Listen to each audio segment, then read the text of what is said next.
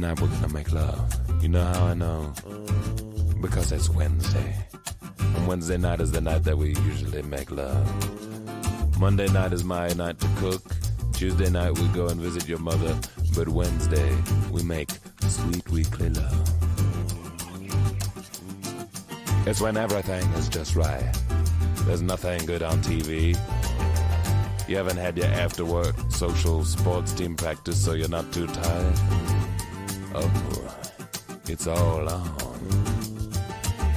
You lean in and whisper something sexy in my ear like, I might go to bed now, I've got work in the morning.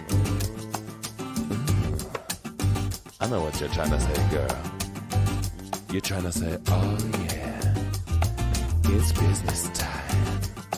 It's business time. It's business. It's business time. I know what you're trying to say. You're trying to say it's time for business. It's business time. Ooh, it's business. It's business time. Oh, yeah. Then went in the bathroom, brushing our teeth. That's all part of the foreplay. I love foreplay. A shake, a shake, a shake, a shake, a shake, a shake. Ow. And you sort out the recycling. That isn't part of the foreplay process, but it is still very important. Next thing you know, we're in the bedroom. You're wearing that baggy, old, ugly t-shirt you got from your work several years ago. You know the one, baby, with the curly stain.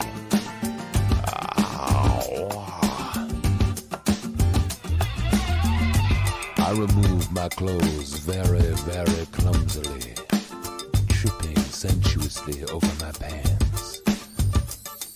Now I'm naked, except for my socks.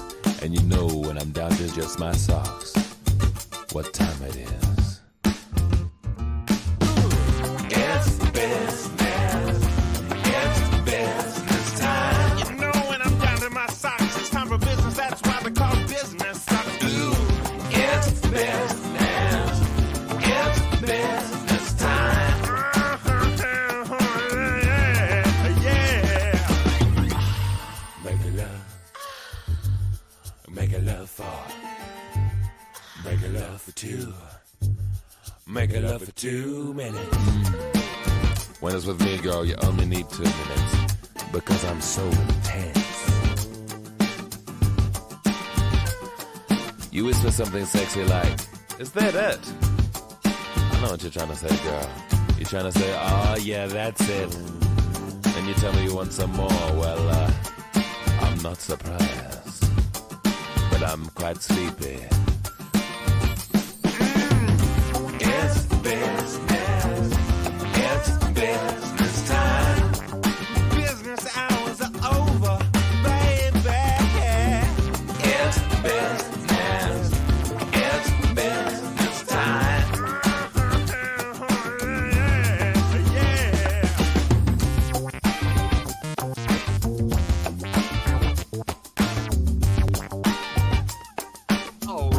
All right. Good morning, everybody. You know what time it is. It's Wednesday, and Wednesday is the day that me and Jeffrey usually make love. We are here on the Uninformed Fan. It is Wednesday. NBA action heating up. NHL looking good as well. The draft is finally behind us. We got a lot to recap. We got a lot to get into. Jeffrey, how are we feeling today, my friend? You're looking good. You're looking really good, by the way. Don't try to butter me up and make my mood better. I'm just saying, you look really good today. I did. Look at that smile. Look at that smile. I did spend the weekend getting some sun and enjoying the facilities of Grand Lakes in the Ritz-Carlton with some friends. So, yeah, I mean, I got a little bit of sun, starting to kind of peel a little bit. Need to get a haircut today, doing my taxes tomorrow. So, you know. The extension taxes. Well, we're meeting with a expert. So, you already filed your extension or no? Yeah. Oh, okay, good. Yeah, we filed the extension I don't know, before tax day. I've had this appointment set up for months now, through our good mutual friend Joe Corbelli. So, Joe's guy. Yeah. So it's always good to get a little vitamin D in it. just you feel better, man. You got a little tan, little The like for Ritz, too, me, man. I get red. The I get Ritz red. was the Ritz over there is absolutely beautiful. We did just a small little staycation. We went to the Orlando game, the Golden State game, and we stayed there. And you stay over there at the is it the JW? Is that what's next to it? JW. Marriott. Yeah. So it's the JW, JW Grand Lakes. but then you get to use all of the Ritz Carlton's amenities anyway. So it's like, okay, so we did the opposite. We stayed at the Ritz because we got a really, well, you're really big good money. rate. And then, well, bro, my employee rate was like $170. So what? Yeah, I don't want to hear Ian talking any more about the friends and family is better than our rates. Yeah, which is funny because they overcharged me. And Amanda went yesterday. One of her good friends, it was her birthday, and so her and a couple girls were at the spa for about 8 hours yesterday. But they had overcharged me for the room initially when I was there, and so Amanda went and talked to them. They're like, "We're so sorry. Here's a refund more than what we overcharged you, and also here's 5,000 Bonvoy points." And I'm like, "Okay, that's fine." Yeah, that's great. We got locked out of our room up there because the battery died, and we waited an hour to have it done. No way. You know what they told us? Thank you for your stay. Even that, I'm not a big. You were JW side or Ritz JW, side? and I'm not a big complainer, right? Shit happens. I understand that because I've been in operations for so long. That's like, I get it, but like when I reach out to you and tell you that I had a bad experience because I waited an hour to get into my room, and I stated, I understand that the batteries are going to die on the doors. That's going to happen, right? But it shouldn't take you an hour to get me into my room because we came in from the pools. We were getting ready to go out. It was a bad scenario. So, yeah, I got sent a survey and then no follow up. So, yeah, good times there. But what are you gonna do, man? The world keeps turning. There's much more things to happen. What are we gonna do? We had a great time regardless. Beautiful. One of the places that I know she's really looking forward to is that Evermore. For a little staycation over there. Yeah. So Ian just stayed there actually. It was Andrea's birthday, and Omar gifted them a room through his Hilton points or whatever that he has, and they stayed there. And they said the resort is incredible. He said it gives Four Seasons a little bit of a run for its money in terms of the way that things are laid out and just how beautiful the area is, the lagoon, everything like that. Now, restaurants and stuff like that have a little bit of a way to go, I did see that there's one like rooftop bar restaurant that I saw on somebody's. They said that place was good. I don't know about the rest of it, but maybe that's why. Because I was talking to Bianca yesterday. We were looking. I got an alert from the Four Seasons. Not alert. It was a Facebook ad. So now, because Bianca likes to go over there every once in a while, because let's be honest, that Four Seasons is just it's bliss, right? It's just bliss. But she used to go there to do the spa, and then they would sneak over to the pool because that wasn't really allowed. Well, they just put out an advertisement that says now if you do a spa treatment, you get access to their pools. I wonder if that's in direct correlation to what you're saying as far as Evermore. I wish the 3-time was here because he actually went and visited said friends over at the Evermore to be able to, say hello and hang out for a little bit so he could give us direct line. He did say on the private chat, Evermore is unreal. Wonderful. Went to the pool with them. I mean, we could see his spectrum. There he is. Let's bring in the 3-time real quick. Just can I get a thumbs up when you're ready? I don't want to bring you on too soon over there. I don't want to get in trouble again for see that Spectrum shirt. Yeah, Spectrum.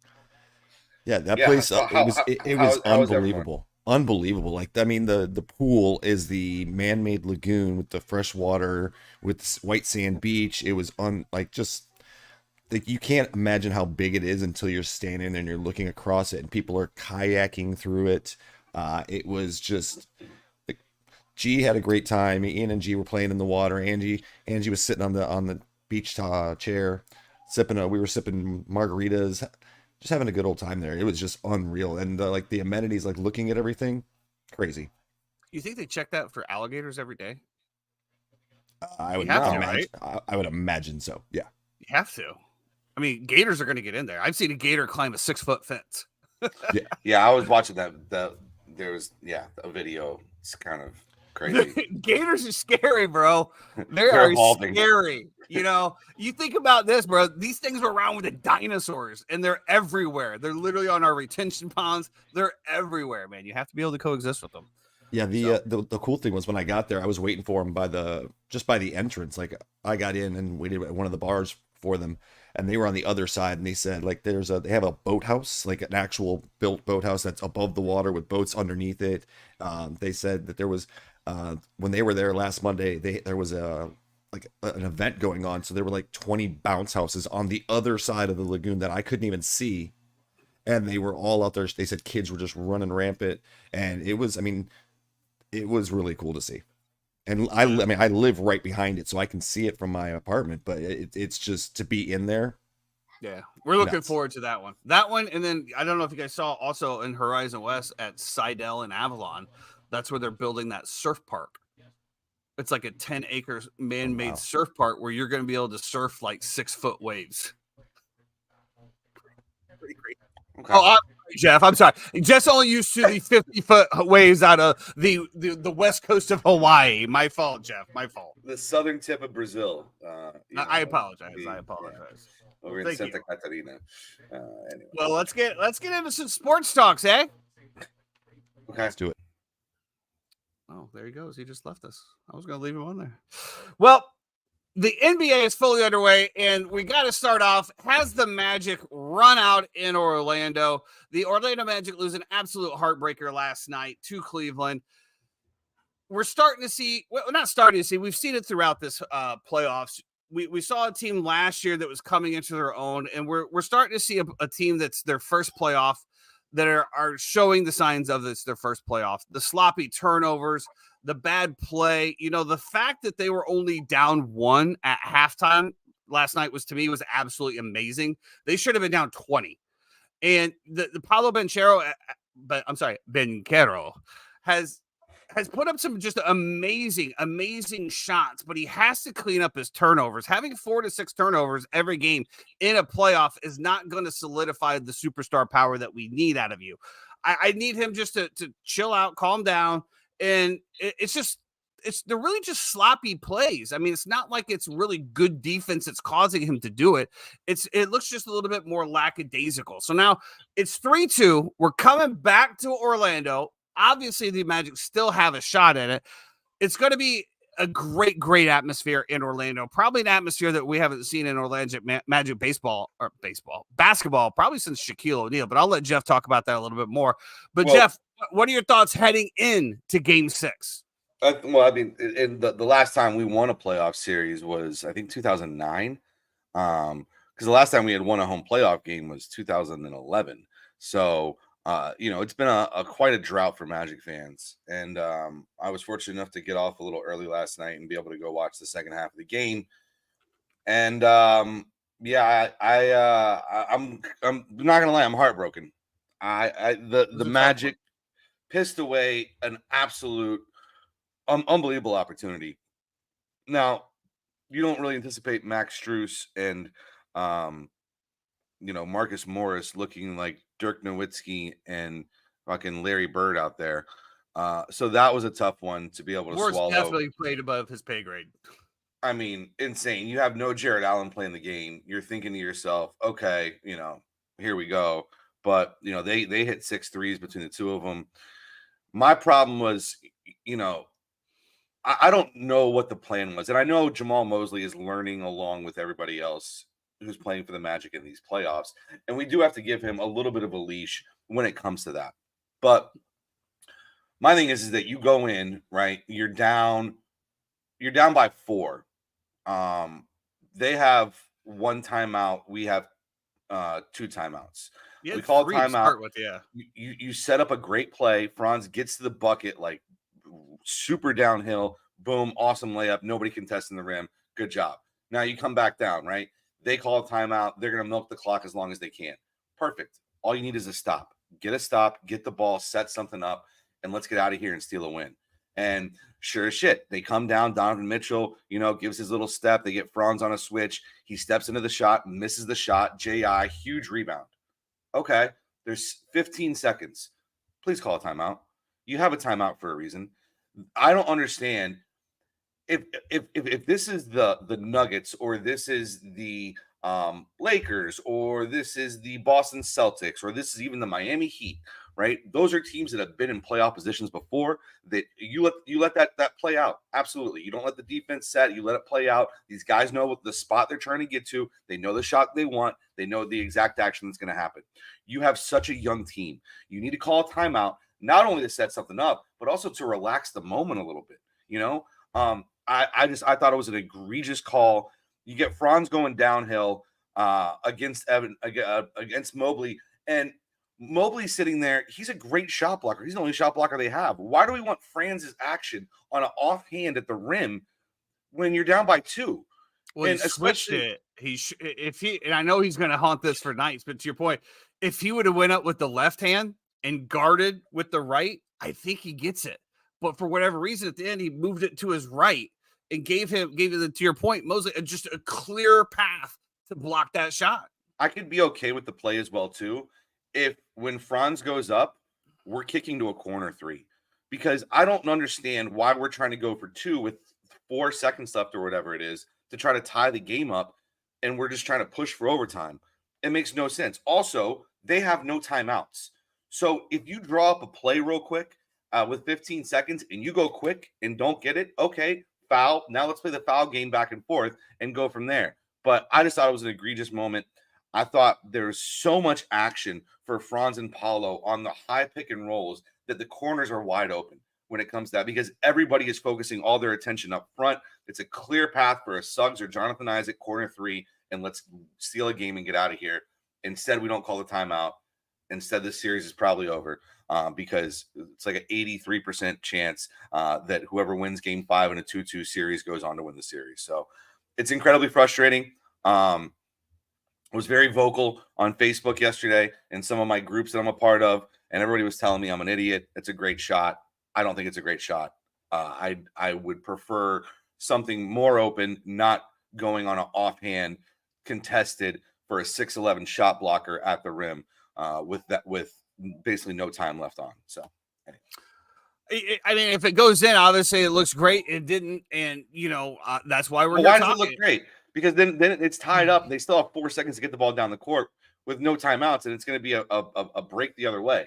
So could very well be. I don't understand the thought process of not trying to knock a 3 down there is my other issue as well too, because you've played your absolute butt off to get back into the position to be where you were. I want to talk a little bit about Jonathan Isaac. To me, Jonathan Isaac has been playing some electric minutes. I want to see some more playing time from Jonathan Isaac. I can't remember who he was guarding. One of the point guards from the Cavs. Who was the guy that was in Fuego all night long? Darius Garland. Isaac was playing Garland for a while. And I was like, oh, wait a minute. Like, okay. And he held his own with his length and being able to put out there. We had Banchero that was on him for a while as well, who played some really good defense. And then they started switching up the matchups. You had Strus that was in foul trouble the whole time. Last 5 minutes, he had 5 fouls. Why were we not just completely attacking him every single time? Same thing with Donovan Mitchell. Why are you not trying to get Paolo in those situations where now you have Donovan Mitchell guarding Paolo on switches? Exactly. And Paolo was down. And where Paolo was receiving the ball on the outer wing, if he could get that ball in lower, there's nobody stopping him. But he kept, doing it out and then doing the backup bumps. And, to me, that's always an offensive foul when you just completely throw your body into a defender. But whatever, that's a whole other subject. Paulo played incredible. I mean, you're right. He's got outside of the turnovers. Outside the turnovers. And there was 2 plays specifically. He tried on a step back 3 with about a minute and a half left. That wasn't great. He was feeling it. And that was a heat check. But in that moment, you got to understand that the possession means more than your heat check, right? If there's 7 minutes to go in the fourth quarter, I got no problem with the shot. At a minute and a half, every possession is so important there that you cannot have that. The other thing was, too, is that there was a play where I forget if it was Garland or Mitchell. Somebody got to the rim, got Mobley open for a wide open dunk. I think it was to put them up 4. Paulo missed his rotation on defense. He did not crash down, which he came back lazy. And that was another thing that I saw. And it's something that I've been saying this for a long, long, long time when it comes to NBA basketball. but there's just no crashing the boards anymore. And I understand the threat of the fast breaks and people cherry picking and things of that nature. But I watched so many shots during all of these playoff games, especially people that are posing for 3-pointers. If they would have taken 2 steps in, they would have got their own rebound. Yeah. But they don't. They stand there or they're already running back. I don't understand that. But yeah, to your point, so Banchero had 5 turnovers on this game, 4 the previous, and I do believe it was 4 as well.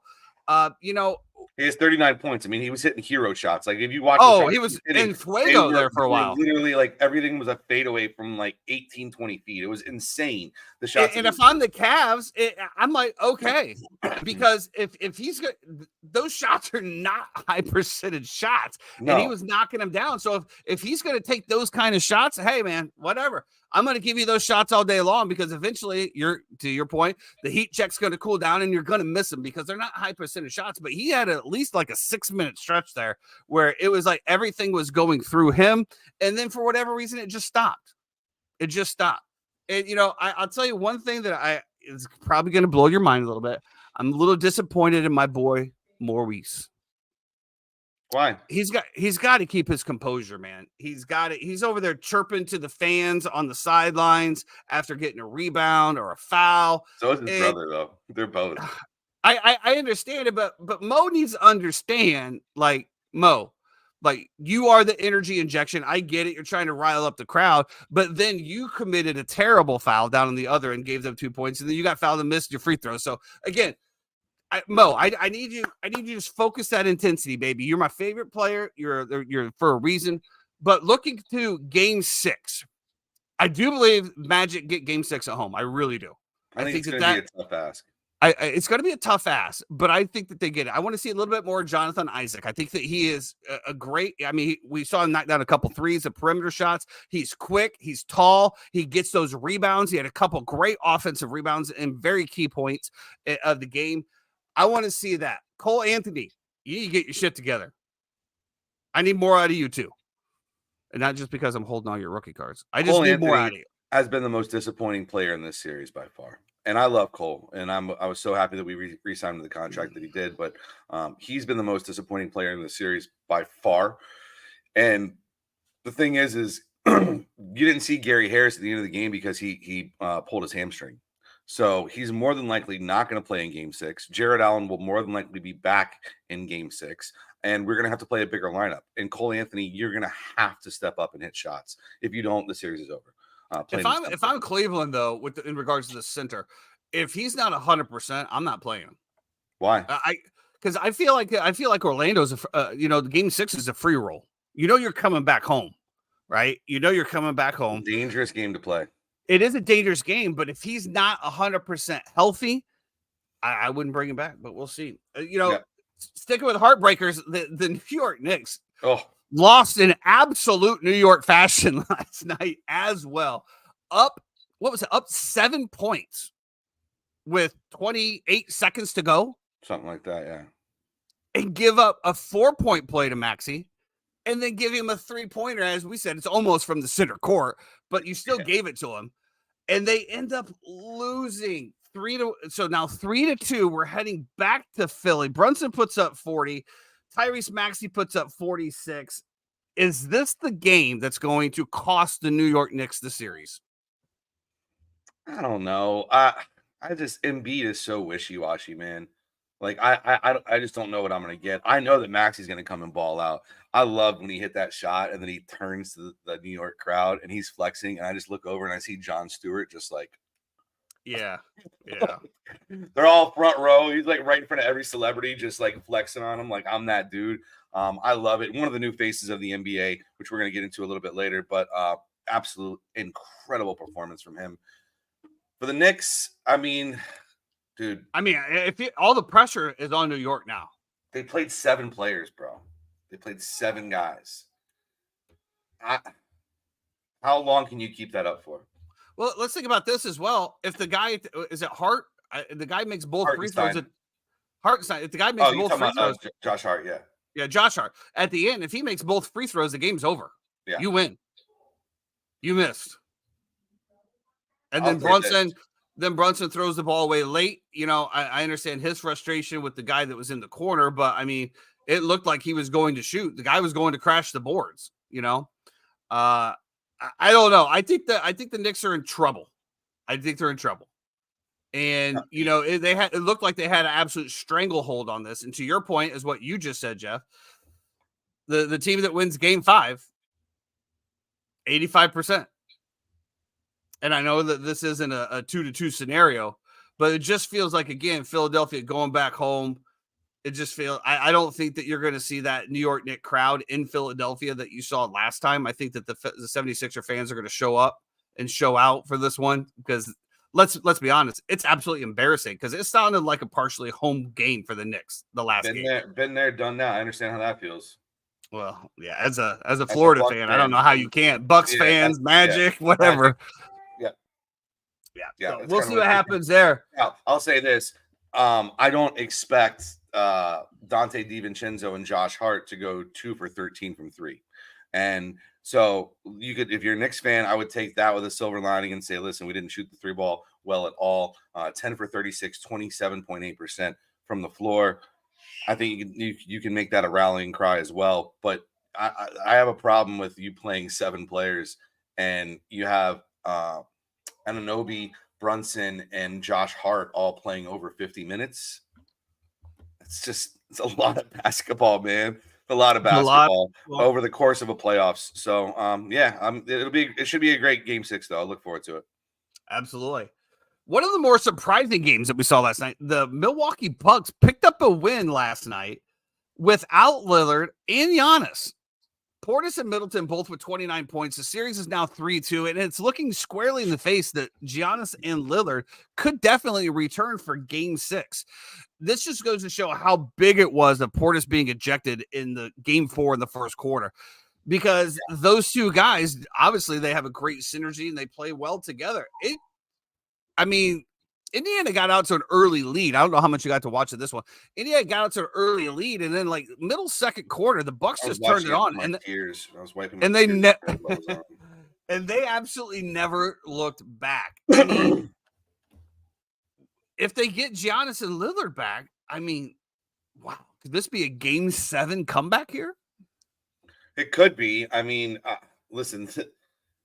Milwaukee has 2 guys on their team that are just absolute dogs when it comes to Pat Bev and Bobby Portis. They're just they play at a different level of intensity than other guys that are on the floor. And it's a rallying cry. It's why we love Jalen Suggs, like why we love Mo, it's why we love Franz, Paolo as Magic fans, because you know that shit fires you up in the playoffs, bro. Like, you know, even if I know you said you don't want to see Mo, you know, flexing on people and talking to the fans and everything. No, I want to see him flexing on the players, because that's who you need to get in their head. The fans, the fans are idiots. They're uninformed fans. They are us. They are idiots. And especially if you're on their home court, they're idiots. You don't need to get them fired up. You need to look right in the face of the dude that you just hit the 3 over and just give him the stare down. I love Mo, man. I love Mo. I just want him to see. I wanted that energy directed. You know, he does complain a lot, dude. I know we knock LeBron James about every time that he complains, but my God, if Mo gets one call the wrong way, it's just like, holy moly. He needs to have a referee conference in the corner. Let's be real. The NBA players these days, to be an NBA referee, you need a psychology degree, because the amount of listening and just processing through bullshit that they go through from every player in every aspect, like just every call. Come on, dude. Like every single time there's as we said, there could be a foul in every single play. There really and just every I don't know to tell the rest, but like they're just sitting there, and like every player wants to walk up and put their arm around the ref and explain to them what's going on, and like just Jesus Christ, dude. I'll tell you, the guy that was reffing last night, I can't remember what his name is. He looks like a bulldog. Tony Brothers. He looks like a pug. You talking about the Magic game? I think so, yeah. He looks like a pug. Tony Brothers. Yeah, been referenced for like 30 years. And they were making comments on that as well, being like, you know, he's one of the best ones that, will take the time to talk to you. Well, you saw there was a moment with, it was, who was the other? I don't know if it was Okoro or somebody, and Jonathan Isaac, where there was like a play. They whistled a dead ball real quick, and everybody was like, "What the hell's going on?" And he just literally looked at both of them real quick and said two things to them, and they both nodded to each other, and then he kept it moving. Like, we're not calling text here. Keep the game flowing. Give me 1 second of your time. Cut the bullshit. Keep going. You know, not like this Pacers Bucks game where we had pushing, punches being thrown, ejections. Very fired up game. So let me ask you this question as we wrap up from this series, the Bucks and the Pacers. Do you like obviously you like the Bucks better if both of these guys get back. So what are your odds of Milwaukee Bucks being able to take this to game 7 if one or both of them are able to come back? I always worry about a buffer period. Like they played really well, Milwaukee, right? Does that continuity and that flow get messed up with a guy who hasn't played in a couple weeks, and Lillard who's missed three games now? I don't know, but you got to play him and you got to let your stars shine. Yeah, I think Indiana should be a little concerned. I agree. We're back. We're in Indiana tonight, right? You're going back to Indiana.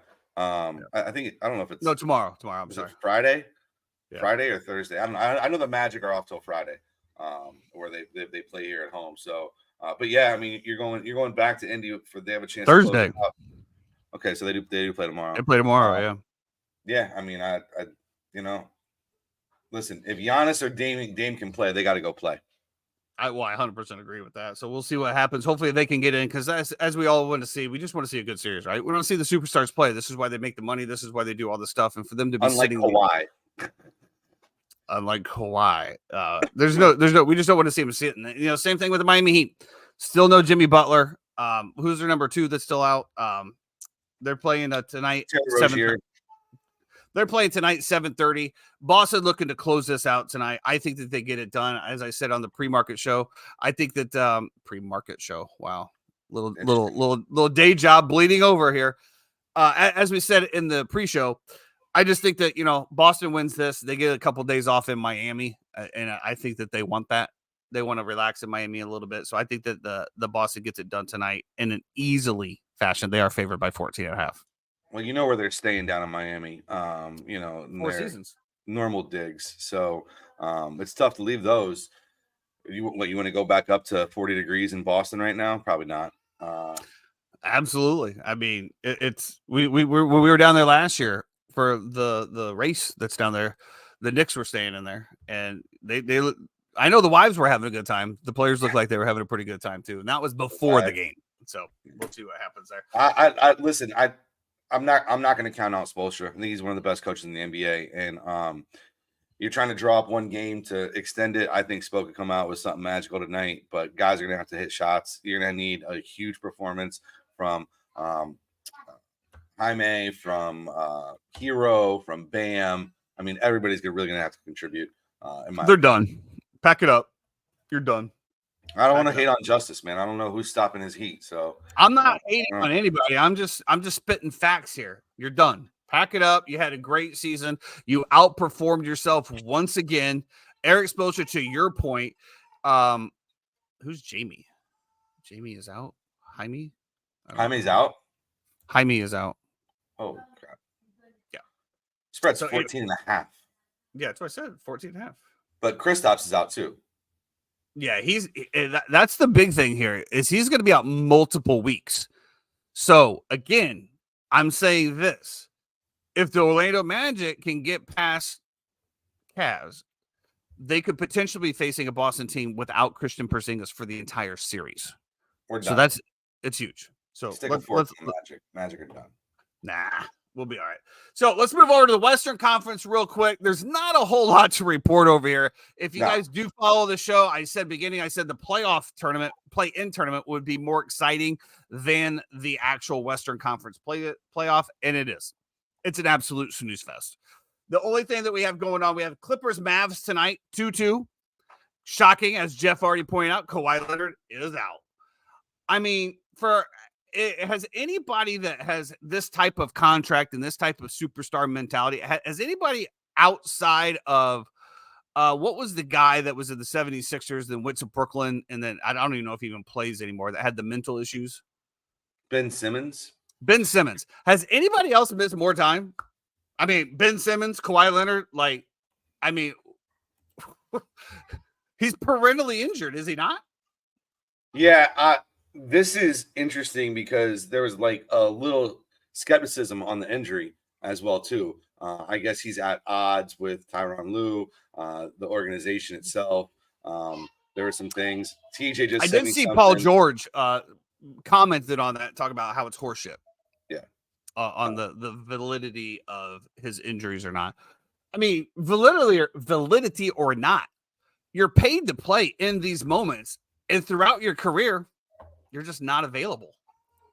It's pretty unbelievable if you look at as well the two different rosters, right? Like, yeah, okay, so they have Luka. Oh my god. Actually, not coming through that bad, so your money. I can tell you what's going on right now, and that is that one is sitting like an angel with a passy in her mouth, and the other, who doesn't like passies at all, my son, is deciding that it's not okay, and he's ripping the passy out of her mouth, and he's going with two hands and grabbing her head and shaking her to the point where if she's not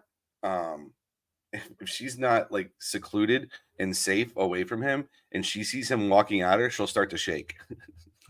That's not good, dude.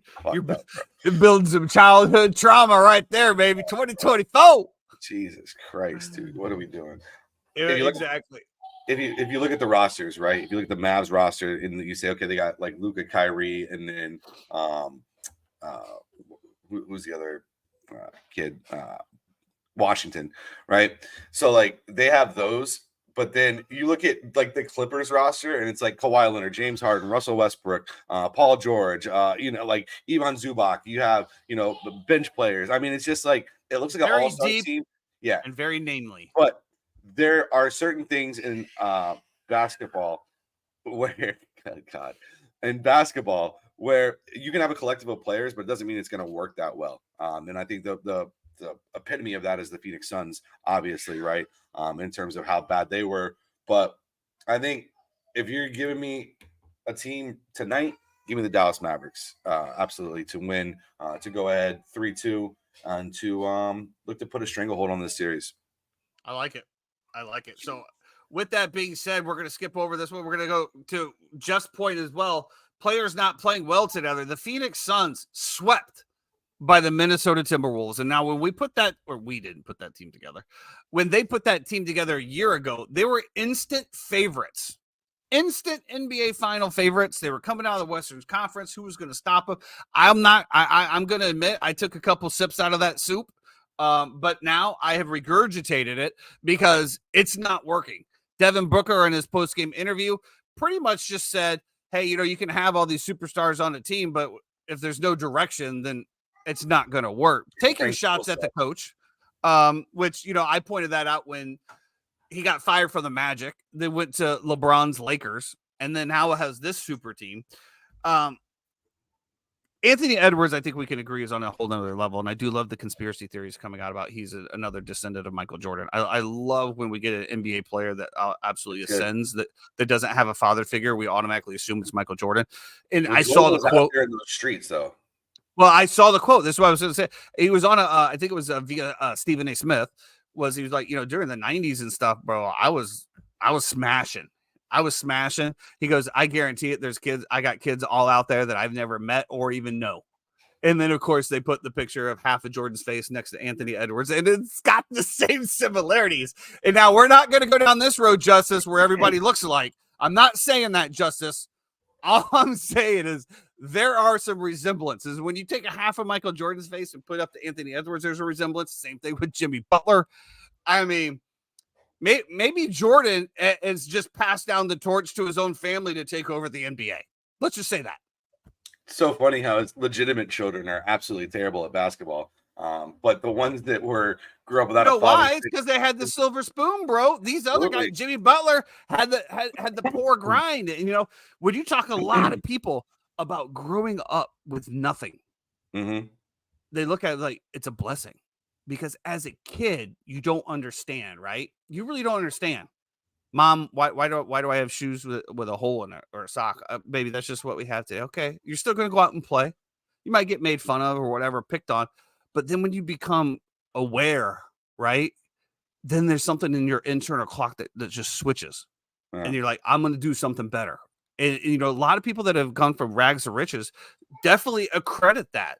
And, you know, I think you see it a lot in professional sports all the way around, you know, people that have come from nothing that absolutely just grinded, you know, to watch. And we're getting ready to talk about the NFL draft, you know, watching the jubilation of all of that hard work to know that your family is set is just an absolutely amazing thing. But back to Michael Jordan's illegitimate children, Anthony Edwards absolutely had a monster game. He is just, he's something.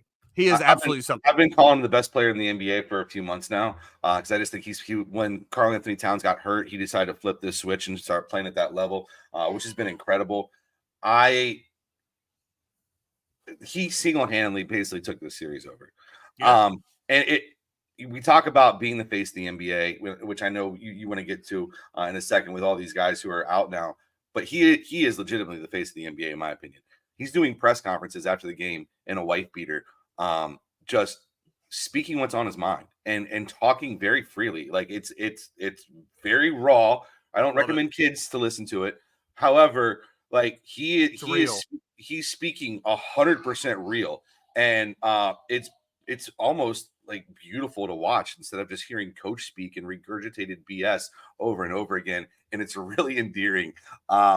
He's playing at a level. He talked about how KD was one of his favorite players growing up.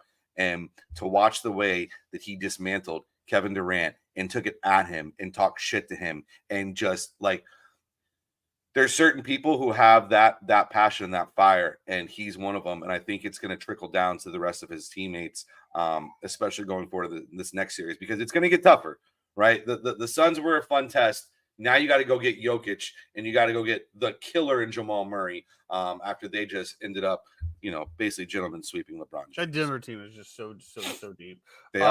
You know, Anthony Edwards also has some good comments on LeBron James. He was talking about how, you know, he's never seen a player get so much hate in his life. And there's been so much success. I mean, so much jubilation in watching him get locked out, you know, get knocked out of the playoffs. Never understood it. He's just glad that he was there to witness his greatness and, you know, good shout out from there. Blessed to be able to be in the era that I am to where I was able to watch peak Jordan and peak LeBron, you know. Did you really see peak Jordan? How old were you in 96? How old was I in 96? I was 11 years old. You remember shit from you were 11 years old? I remember shit when I was 4. Wow. A blessing and a curse.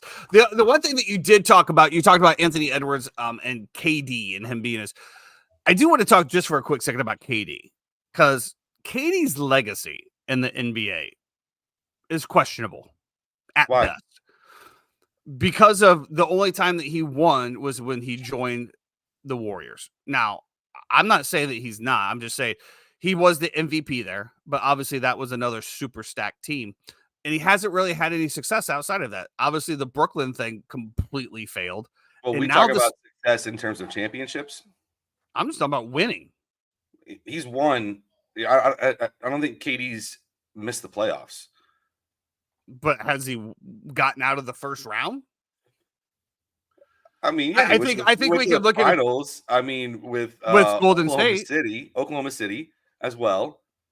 They went to the finals. Okay. Well, let's just talk about his impact on the game. How about that then? About his able to influence and score well and be able to put a team on his shoulders. He's older. Outside, well, again, but even in the prime, outside of that Golden State little run there, where have we seen it? We all know that he's an absolute just monster talent. The Durantula, one of my favorite names of any player, the Durantula. So you're on the opinion, though, that KD's legacy is completely cemented. Doesn't matter that they just got swept. Hall of Famer, top 50 player of all time. We don't hold him to the same regard that we hold LeBron James to. No. You know, if this was LeBron, because we don't, because people hate LeBron, and people are kind of indifferent about KD, because. But we hated on LeBron forming the super team in Miami, right? That was the start of everything. That's when, LeBron needs a super team to compete, but LeBron needs this to compete. He went to Miami to beat the super team in the Boston Celtics. Right, but it wasn't. Nobody even thought of super teams until he went to Miami, right? And then I disagree with this line completely as well too. Like you talk about super teams, let's talk about the Celtics and the Lakers of the heydays back in the heyday. I'm not. Like you can talk about the Lakers when the Lakers had Karl Malone and Gary Payton. Oh, you mean the plumbers? The plumbers with to go along with Shaq and Kobe, in their prime when they all tried to hop on and get one last ring together. Correct. So all I'm trying to tell you is whatever the stance is on it, he has the label of fathering the super team in this era. It's out there. That narrative is out there. From Miami, that build team, and then for what he built in the Lakers, that's what it was. I mean, you can't tell me it's not. I mean, there's numerous articles written about it. There's numerous people that were discussing. I'm not saying it's right or wrong and that there was no super team before that. I'm just saying the whole decision thing led to a very bad PR stunt to where LeBron built a super team down there. They won 2 chips, I do believe, in Miami. And then he left. And then, basically the Lakers have been trading away their future to mortgage to put big chips around him the entire time that he's been there. That hasn't worked out. Now you can say this year was definitely not a super chip team. But again, so all I'm saying is KD, right? He had a great run there at Golden State. Because we're going to talk about LeBron in just a second. We had a great run there in Golden State, but he also had that. I mean, we can agree that was an absolute super team. Steph Curry, Klay Thompson, Draymond Green with KD. I mean, that was just a juggernaut of a team. But outside of that, where have we seen him be able to lead a team? And I'm not even saying lead a team. I'm just saying you get swept 4-0.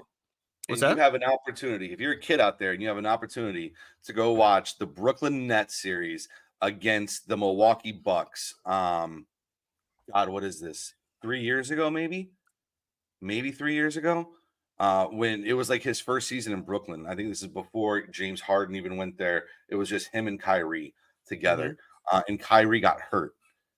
If you watch what KD did in that series, the back and forth of him and Giannis, and it was incredible basketball to watch.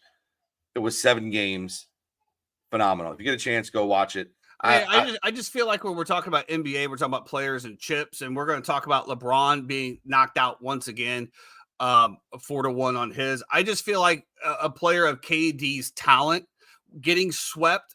And then the way they got knocked out last year with this team and this talent, I just feel like it, there's no doubt that he's a great player, but he's just not winning. He's just not winning in the finals. And maybe I'm completely wrong. Maybe I'm the uninformed fan here, but I'm just saying from an uninformed fan's perspective that's sitting on the couch, casually watching NBA until the finals, to me, he just doesn't get it done. That's all. Let's keep in mind here too. They did just get Beal this year.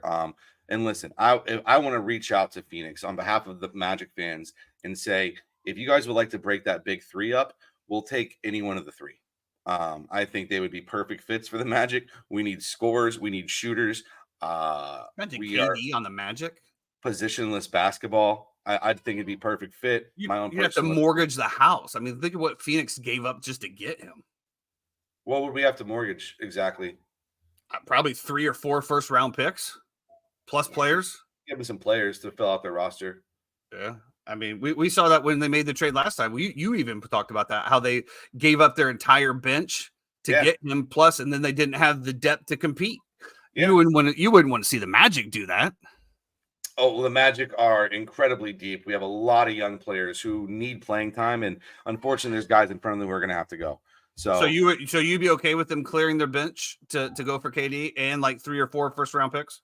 Are you talking about me clearing out Cole Anthony, Joe Ingles? First of all, I don't think anybody's trading for Joe Ingles. As much as I love him the way he shit talk, I don't think anybody's putting a package together for Joe Ingles or Marquez Fultz for that matter. Actually, I don't even know who on the bench they would put it together. It'd probably be more of the picks. Maybe they get their picks back. I don't know. We'll talk about that later down the road. The Thunder do sweep the Pelicans. This young team is absolutely getting done. What a fun team to watch. Chet Holmgren to me is actually he's progressing. All I think that I hate about the Oklahoma City Thunder is that damn commercial with what a pro wants, what a pro needs from AT&T. It's so bad, and every time I see it, that damn song's in my head now. That's my biggest takeaway from that. Otherwise, rooting for you guys. I love to see the young guns win. They're a fun team. Oklahoma City's electric when the Thunder are good, when they're in the playoffs, and it's just going to continue to grow. I think they're going to probably run into a buzzsaw with whoever they play next. In terms, they will play either the Clippers or the Mavs. So that's actually a really good draw for them that they don't have to. I think so, yeah. The Timberwolves are the Nuggets. Listen, they're a fun team. I like watching them. Absolutely. So as we just talked about, Mr. Lebron does get knocked out 4-1. I'll tell you, I never got gave 10 minutes. Yeah. Plus, we got just a quick draft to go over. Yeah. I never gave them a shot. I think you did. I don't know if you did or not. I don't want to speak for you. I apologize. But I'm pretty sure you always give them a shot when you have LeBron on the team. Of course. Now, it was bad. But the craziest thing is what you talked about as well is the amount of time that the Lakers led in the series. They led the whole series. And to lose. I'll tell you, though. Jamal Murray just ripped their heart out every game. Watching LeBron have absolute meltdowns on the court. Yeah, like, I'm sure you love bro, it. he jumped up and stomped his feet. I'm sure that you've probably seen a little bit of that in your household here lately. See him flex at the lady in the front row? No, I didn't. I saw that? He like threatened her like or something like this or something. Yeah, he like pushed at her and she like jumped back, and then that was when he's on the court. He's like, "Whoa," and it's so funny because there's a picture of it, and the person sitting right behind her is Peyton Manning. Really? Literally, like right behind her. It's hilarious. I can send it to you if you want it. I think I got it right here. Let's see if this is the clip. I gotta wait for this ad to get over because we don't promote without getting paid. I don't know if this is it or not, so maybe you can help me. So let's do this. Let's go here.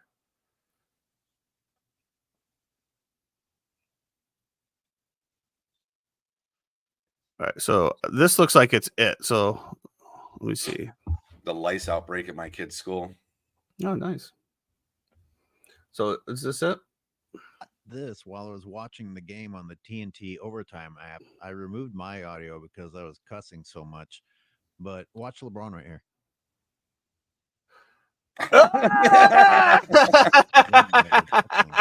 Oh, look at him laughing. Is that, you know what though? Is that the same lady?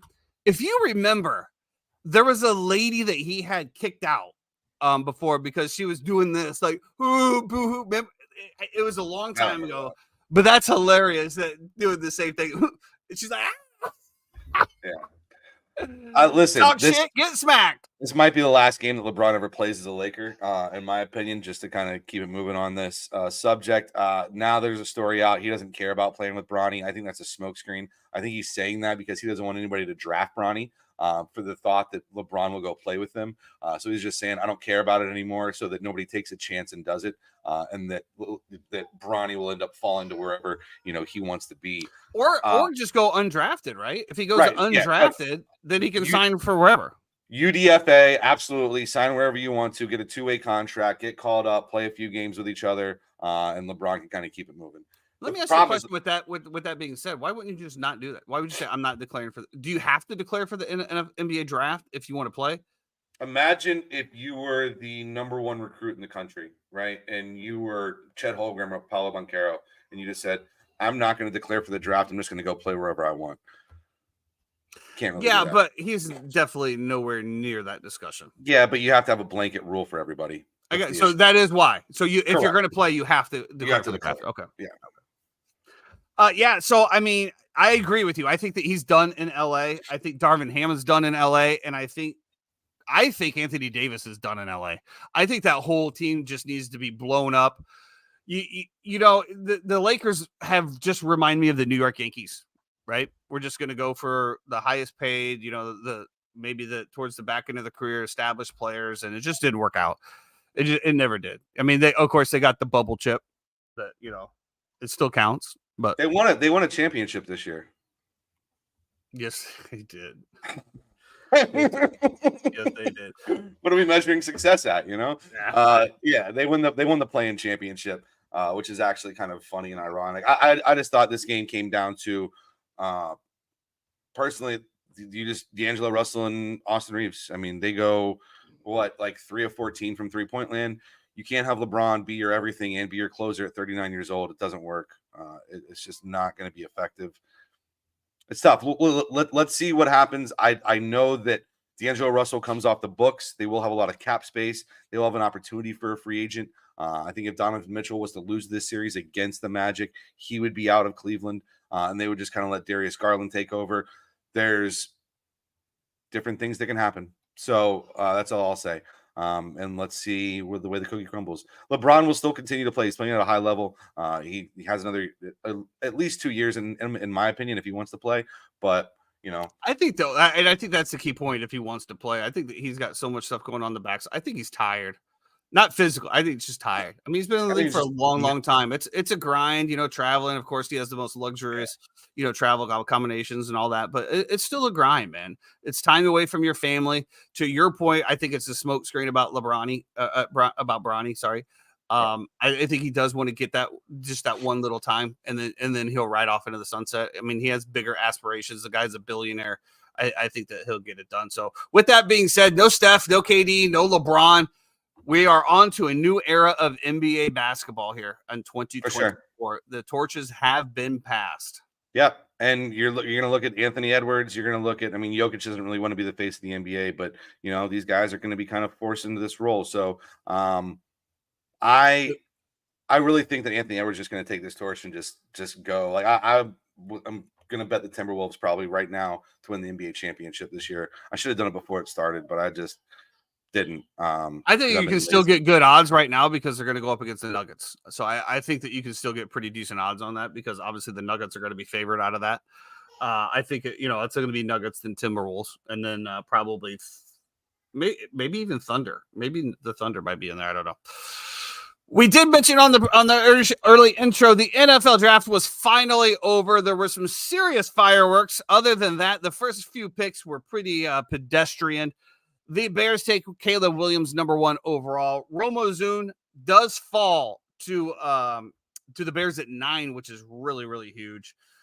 We picked up an offensive tackle. The biggest surprise of the Bears where they took a punter in the 4th round, which seems like a little bit of a stretch, but obviously Torrey Taylor is one of the best punters in the nation. If you saw anything about Iowa football, he pretty much, kept Iowa football in the game the entire season. So I guess that, overall, I thought it was funny. Caleb Williams texted him and said, "Hey, welcome, but you're not going to be punting a whole lot."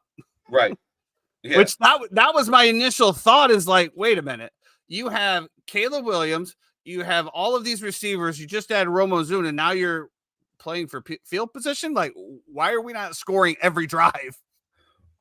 Yeah, well, I'm sure you want to score every drive, but you're also in Chicago. You're going to have a good defense. I think you have a chance to, with Caleb Williams, take a humongous step. I think you have a chance to definitely make the playoffs.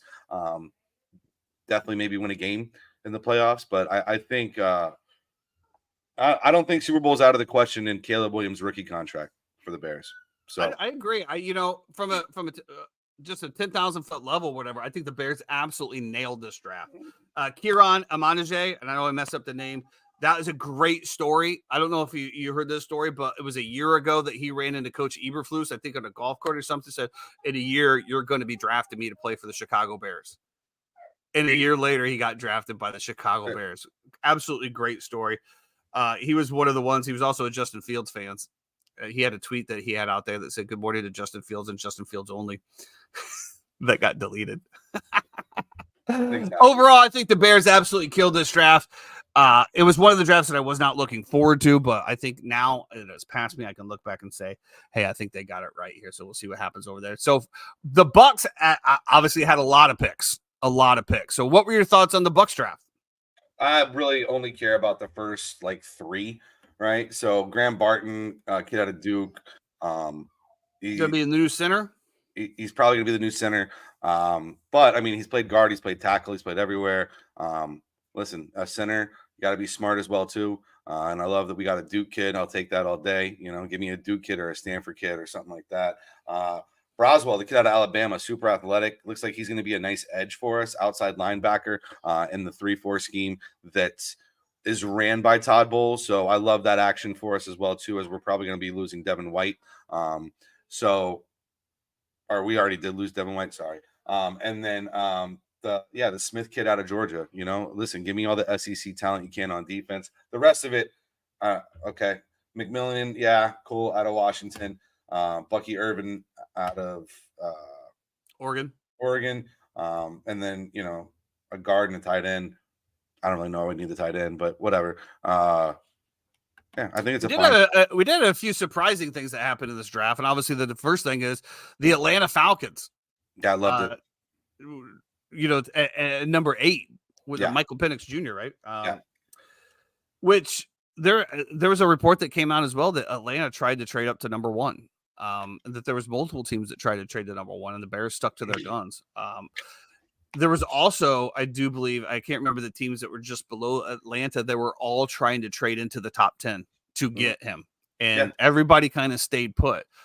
It obviously sent a little shockwaves, and that's the reason why the Bears got Romo Zune at 9 because of that. It was kind of shocking, but kind of not. I will say I like the plan, right? I talked numerous times about how, Caleb Williams is going to come in. They're already talking about, can he replicate CJ Stroud's season last year? The expectations are too high for rookie quarterbacks, in my opinion. Don't care how much talent they have coming out of college. There's just too much expectations to be walking right in and play. This is an absolute great. You have Kirk Cousins, been a longtime journeyman of the NFL that's going to be able to bring him along. I love it. I love it. So there was something that was funny about the Kirk Cousins contract that came out afterwards, is that after 2 years, they can cut him. For sure. All of his guaranteed money is in the first 2 years. So obviously that was something that Kirk Cousins camp was like, wait a minute, what happened? Apparently he didn't know about it either until after they took the pick, which again, who cares? You're getting paid. You don't need to know about that. But that was an interesting one. And the other one was the Las Vegas Raiders taking Brock Bowers after just drafting Michael Mayer. So now they have Brock Bowers and Michael Myers. So that was an interesting thing. But overall, pretty entertaining draft, in my opinion. And the numbers showed it. They had 700,000 people being there. Pretty incredible for the city of Detroit. I personally, as soon as the Penix pick happened, where I was, everybody freaked out. And I turned to my Falcons fan, Mark Lloyd, and I go, it's a great pick, dude. He's like, it's a terrible pick. We need so much stuff, blah, blah, blah. Here's the reasoning behind it, right? You've just spent all this money on an investment on a quarterback. And you don't want to go back down the rabbit hole of Taylor Heineke and Desmond Ridder. Yeah, like that's the last thing you ever want again in life. And so you have Bijan Robinson, you have a decent offensive line, defensive line. You probably shore up a little bit, but figure it out.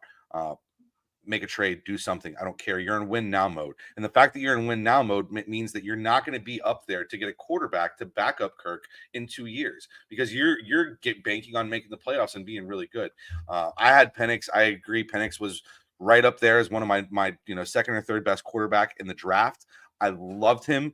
Absolutely loved him. And I thought it was a great pick. And I think Atlanta's getting a lot of shit for it, but people don't understand the broader scope of what's going on. And I'm with it, do something different, man. Love to see a quarterback be able to develop. I mean, look at what's happened. I mean, you think about that. Aaron Rodgers sat behind Brett Favre. Obviously, Jordan Love sat behind Brett Favre. I just know those two because I go against them all the time. But yeah, right. There's something to be said when you allow a quarterback to breathe instead of just throwing them into the fire. So we'll see what happens there. But overall, very good draft for the Chicago Bears. Once again, the NFL finally now is going to be quiet for a little while. We've talked about the NFL all the way through the offseason until now. The NFL is finally going to be quiet. We think that, and then Tank Dell gets shot in Sanford with 10 other people from a 16-year-old. What are you doing in Sanford? Just blowing, emptying a clip because there was a physical altercation. There was about to be a physical altercation. The kid just pulled out a gun and started shooting everywhere. 10 people got shot. Like, what are 16 you? years old. 16 years old in Sanford. That's the first thing that you think of is the church. start shooting people. Well, just real quick, we do have the NHL playoffs going on as well. Not a whole lot to talk about. The only thing that we are really going to cover here today is the Panthers do close out the Lightning 4-1. I don't, the Lightning have put up such a good dynasty over the past, 6-7 years.